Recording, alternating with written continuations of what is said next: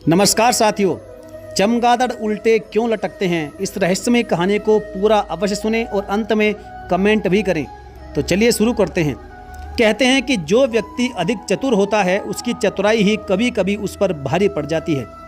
एक कहावत बहुत ही प्रसिद्ध है कि दो नावों पर पैर रखने वाला अक्सर डूब जाता है। ऐसी ही एक कहानी आज हम आपको सुना रहे हैं जो बहुत ही ज़्यादा प्रेरणादायक होने वाली है। एक बार पशु पक्षियों में महासंग्राम छिड़ गया। सभी पक्षी तो एक तरफ हो गए और सभी पशु एक तरफ हो गए। उनमें एक शर्त और ठहरी थी, महाभारत युद्ध की तरह, कि एक पक्ष का योद्धा स्वेच्छा से अगर दूसरी तरफ जाना चाहे तो जा सकता है, चाहे वह पशु हो या फिर पक्षी हो। यह सुनकर चमगादड़ अत्यंत प्रसन्न हुए।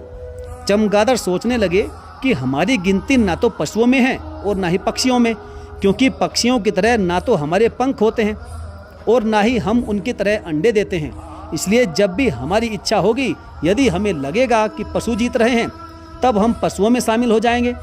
दूसरी तरफ पक्षियों का दल है और हम भी पक्षियों की तरह ही उड़ते हुए दिखते हैं। यदि हमें लगेगा कि पक्षी दल जीत रहा है, तब हम पक्षियों में शामिल हो जाएंगे, क्योंकि हमें और हमारे गुण देखकर ना तो कोई हमें पक्षी बतलाएगा और ना ही पशु। हमारे तो दोनों हाथों में लड्डू हैं। हम तो बस महाभारत के बर्बरीक की तरह युद्ध का मस्त नज़ारा देखेंगे। जैसे बर्बरीक की यह प्रतिज्ञा थी कि दोनों में से जो भी पक्ष हारेगा वह उसी की तरफ से लड़ेगा, ठीक उसके विपरीत हमारी भी यह प्रतिज्ञा है कि जो भी पक्ष जीतेगा हम उसी की तरफ हो जाएंगे। बस हमें अब युद्ध का निर्णय क्या होगा उस पर ध्यान देना है। चालाक चमगादड़ बलराम की तरह, जैसे बलराम जी ने महाभारत युद्ध में भाग नहीं लिया था, वह युद्ध शुरू होने से पहले ही तीर्थों का भ्रमण करने के लिए चले गए थे, उसी तरह चमगादड़ भी युद्ध भूमि से हटकर इधर उधर घूमने लगे और बाहर से ही युद्ध का नज़ारा अपने गुप्तचरों के द्वारा सुनते रहे। अब पशु पक्षियों का महाभारत युद्ध जब शुरू हुआ तो युद्ध होते होते काफ़ी समय बीत गया। पशु दल पक्षियों पर भारी पड़ने लगा। ऐसा लग रहा था कि जैसे पक्षी हारने ही वाले हैं। तभी चमगादड़ों ने मौका देकर पशुओं में शामिल होने का प्रस्ताव रख दिया। जानवरों ने चमगादड़ों का प्रस्ताव स्वीकार कर लिया। अब चमगादड़ पशुओं के दल में शामिल हो गए।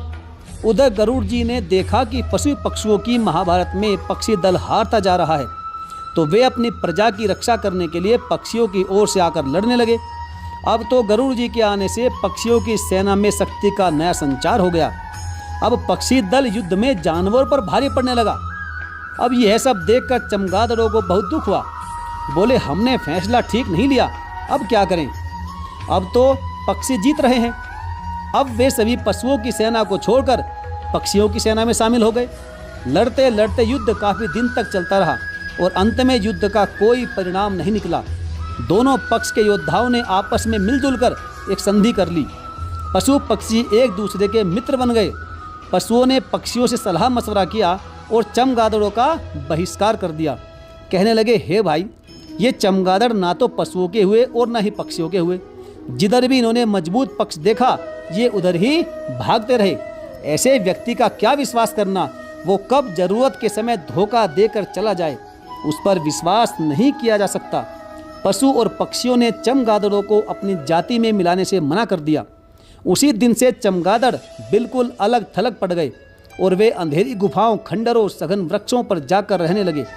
चमगादड़ों ने सोचा कि अब हम पशु पक्षियों ने अलग कर दिए हैं, इसलिए अब हम वो काम नहीं करेंगे जो पशु और पक्षी करते हैं। उन्होंने अपने नियम पक्षियों से अलग बना लिए। पक्षियों की तरह पेड़ों पर बसेरा नहीं करेंगे। सारे पक्षी रात में सोते हैं, हम दिन में सोएंगे। वे डाल पर बैठते हैं, हम डाल पर उल्टा लटकेंगे। साथियों, इस तरह से चमगादड़ों ने अपने सारे नियम अलग कर लिए। कहने का तात्पर्य यह है कि सदा सर्वदा परमात्मा ने हर चीज़ के दो पहलू बनाए हैं, एक सीधा और एक उसका उल्टा, सत्य और असत्य, देवता और दानव। कहते हैं जो व्यक्ति चमगादड़ जैसे स्वार्थी व्यक्तियों से मेलजोल करता है उन्हें बाद में बहुत ज़्यादा पछताना पड़ता है। विद्वान लोगों का ऐसा कहना है कि स्वजनों के साथ विरोध और बलवान के साथ स्पर्धा, मतलबी के साथ व्यापार और स्त्री, बालक, वृद्ध और मूर्ख के साथ विवाद कभी नहीं करना चाहिए। एक बात और है कि ना तो दूसरे के धर्म को स्वीकारें और ना ही उसका विरोध करें। ना ही नीच कर्म करने या दुर्गुणों वाले पुरुषों के साथ बैठें।